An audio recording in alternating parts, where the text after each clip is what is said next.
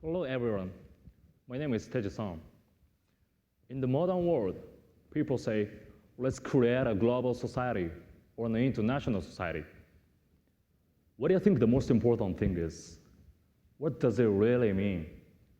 For me, it means a heart that is open and doesn't have any barriers. Today I'll talk about what I mean specifically, so let's start.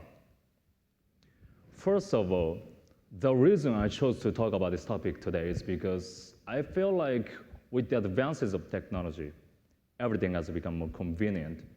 Social media is dominating our lives.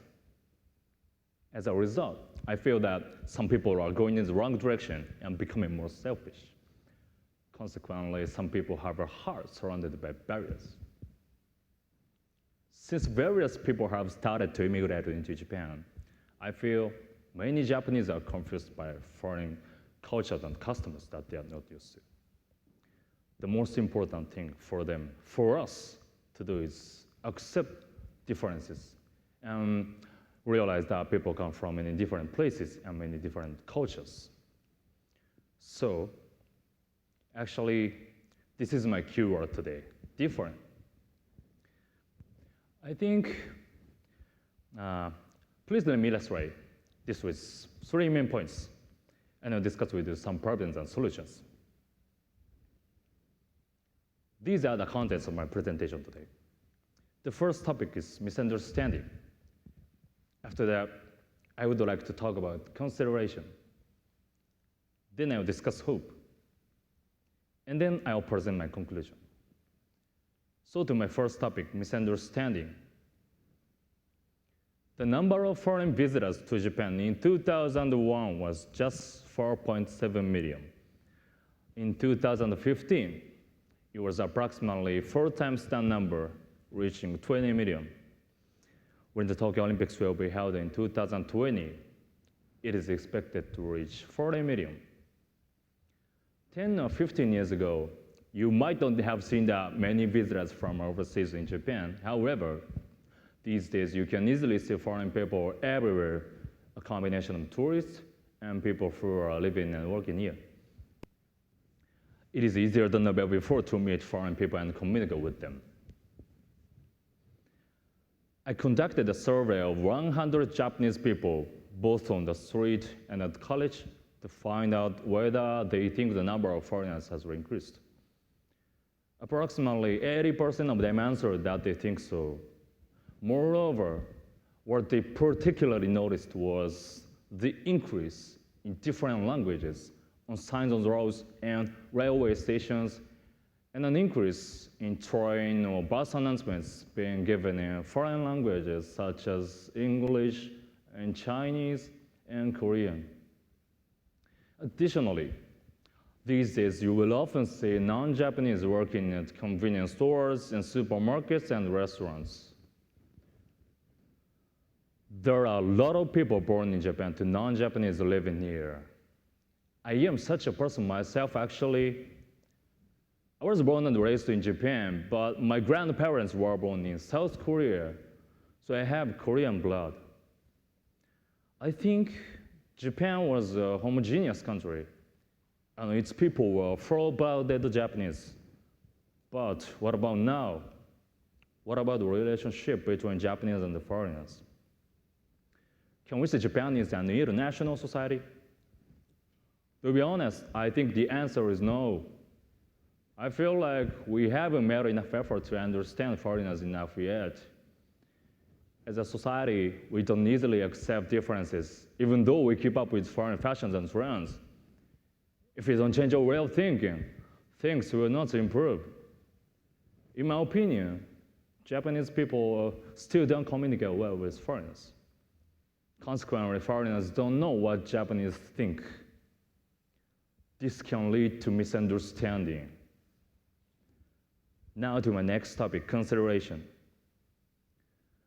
Generally speaking, Japan is popular with foreigners as Japanese are friendly and kind and have a culture of omotenashi. But actually, there is a side to us that is not so friendly. Let me explain with a true story. One day, I saw a foreign visitor asking a member of staff at a train station for directions. I was sure that the staff member was not busy. However, he wasn't very helpful and spoke in harsh tone to the tourist. And so the foreign tourist wasn't able to get correct directions. On the other hand, I heard a story from my mother who saw a foreigner at a train station that looked lost. And she said in broken English, "Where would you like to go?" She helped that person to get the correct train. And she believed that if we have courage and try to help tourists with an open mind, we can get to meet interesting people and experience interesting situations. So if we can talk naturally and be more open, we can share our own culture more successfully and have a good relationship with people from other cultures. Two stories from similar situations. One story is positive, but the first one is negative. I feel that the member of staff in the station, like many Japanese, was afraid to use English. But for me, it doesn't matter if you can speak English or not. We should all try to help in situations like this. I think Japanese should try harder to communicate, but too many of us are afraid. You know, the most important thing is to help. Not helping is worse. So, a better understanding of care will, for all of us, lead to a more considerate society. Now to my last topic, hope. Although we have created priority seats, slopes for wheelchairs, and elevators for the disabled, people's attitude to them is not always the best. Let me tell you about my cousin's experience. My cousin's mother actually has a disability in her legs. As a result, she must go out in a wheelchair. She regularly needs someone to help her every time she wants to leave the house. One day, late at night, they were waiting for the last bus for 40 minutes. Another woman with a wheelchair was also waiting. As a rule, legally, 2 passengers with wheelchairs can fit in the bus. However, the bus driver told them that there wasn't enough room for 2 wheelchairs, only one. One wheelchair was refused. What do you think about that? My cousin's mother tried talking to the other wheelchair user kindly, but she started listening to music on her headphones and got on the bus without saying anything. In spite of people sharing the same disabilities, people often take cold attitudes, especially in cities. This action is, of course, selfish. It brings me back to the ideas of a heart surrounded by barriers. But on the other hand, I know a story from overseas that can make you feel good. This is a story from a friend of mine who stayed in New York for 3 weeks. Whenever she was on a train and saw a pregnant woman or an elderly person or a handicapped person standing, people always immediately stood up and offered them their seats. So often, several people offered their seats at the same time.